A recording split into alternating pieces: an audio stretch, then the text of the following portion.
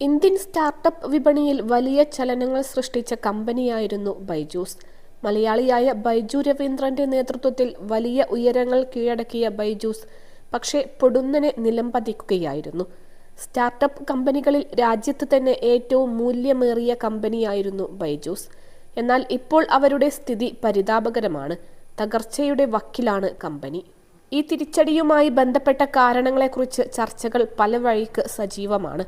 അതിനിടയിലാണ് ഇപ്പോൾ ഇക്കാര്യത്തിൽ കൃത്യമായ നിരീക്ഷണവുമായി ബൈജൂസിന്റെ മുഖ്യ എതിരാളിയായ അൺഅക്കാദമിയുടെ സഹസ്ഥാപകനും സിഇഒയുമായ ഗൗരവ് മുഞ്ചൽ രംഗത്ത് വന്നിരിക്കുന്നത്. ബൈജു രവീന്ദ്രന്റെ ധാർഷ്ട്യമാണ് പ്രധാനപ്പെട്ട കാരണങ്ങളിൽ ഒന്നായി മുഞ്ചൽ വിലയിരുത്തുന്നത്. ആര് പറഞ്ഞാലും കേൾക്കാത്ത ബൈജു രവീന്ദ്രന്റെ നയങ്ങളാണ് കമ്പനിയെ വലിയ പ്രതിസന്ധിയിലേക്ക് നയിച്ചതെന്നാണ് മുഞ്ചൽ ചൂണ്ടിക്കാണിക്കുന്നത്. നേരത്തെ ബൈജു രവീന്ദ്രന്റെ നിലമറന്നുള്ള ബിസിനസ് രീതികൾ ചോദ്യം ചെയ്യപ്പെട്ടിരുന്നു. ഇത് തന്നെയാണ് മുഞ്ചലും ഇപ്പോൾ തുറന്നു പറയുന്നത്. ആരും പറയുന്നത് കേൾക്കാത്തതിനാലാണ് ബൈജു പരാജയപ്പെട്ടത്. അവൻ സ്വയം ഒരു പീഠത്തിൽ കയറിയിരുന്നു. എല്ലാവരെയും കേൾക്കുന്നത് നിർത്തി. അതൊരിക്കലും ചെയ്യരുത്. ഒരിക്കലും അങ്ങനെ ചെയ്യാൻ പാടില്ല. എല്ലാവരെയും കേൾക്കണമെന്നല്ല, പക്ഷെ നിങ്ങൾക്ക് കൃത്യമായ പ്രതികരണം നൽകാൻ കഴിയുന്ന ആളുകളുമുണ്ടാവും. എക്സിൽ പങ്കിട്ട പോസ്റ്റുകളുടെ ഒരു പരമ്പരയിൽ മുഞ്ചൽ വ്യക്തമാക്കി. എപ്പോഴും നിങ്ങൾക്ക് ഇഷ്ടപ്പെടുന്ന രീതിയിൽ ആയിരിക്കില്ല ഈ ഫീഡ്ബാക്കുകൾ. പക്ഷെ ആ ഫീഡ്ബാക്ക് മനസ്സിലാക്കി അതിന് പിന്നിൽ പ്രവർത്തിക്കേണ്ടതുണ്ട്, മുഞ്ചൽ കൂട്ടിച്ചേർത്തു.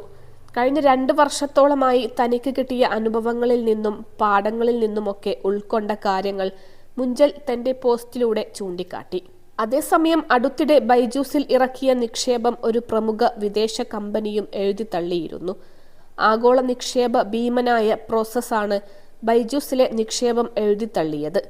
ഏകദേശം $493 മില്യൺ മൂല്യം വരുന്ന ഓഹരികൾ എഴുതിത്തള്ളിയത് വഴി ബൈജൂസിനും കടുത്ത പ്രതിസന്ധിയാണ് ഉണ്ടായിരിക്കുന്നത്.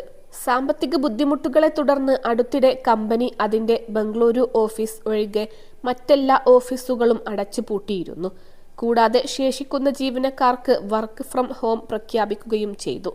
എന്നാൽ കൃത്യമായി ജീവനക്കാർക്ക് ശമ്പളം പോലും നൽകാൻ ബൈജൂസിന് കഴിയുന്നില്ലെന്നാണ് ചില റിപ്പോർട്ടുകൾ സൂചിപ്പിക്കുന്നത്. അതിനിടെ ജീവനക്കാർക്ക് ശമ്പളം നൽകാനായി ബൈജു രവീന്ദ്രൻ വീട് പണയപ്പെടുത്തി എന്ന വാർത്തയും പുറത്തു വന്നിരുന്നു.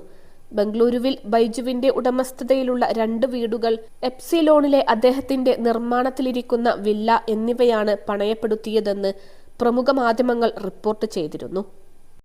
അൽസലാമ ഐ ഹോസ്പിറ്റൽ 21 ലക്ഷത്തോളം സന്തുഷ്ടരായ ഉപഭോക്താക്കളും 2 ലക്ഷത്തോളം തിമിര ശസ്ത്രക്രിയകളും പൂർത്തിയാക്കിയ മലബാറിലെ ഏക കണ്ണാശുപത്രി. ലോകോത്തര നിലവാരമുള്ള ചികിത്സാ സംവിധാനങ്ങൾ, എല്ലാ നേത്രരോഗ ചികിത്സാ സൗകര്യങ്ങളും വിദഗ്ധരായ ഡോക്ടർമാരുടെ മേൽനോട്ടത്തിൽ.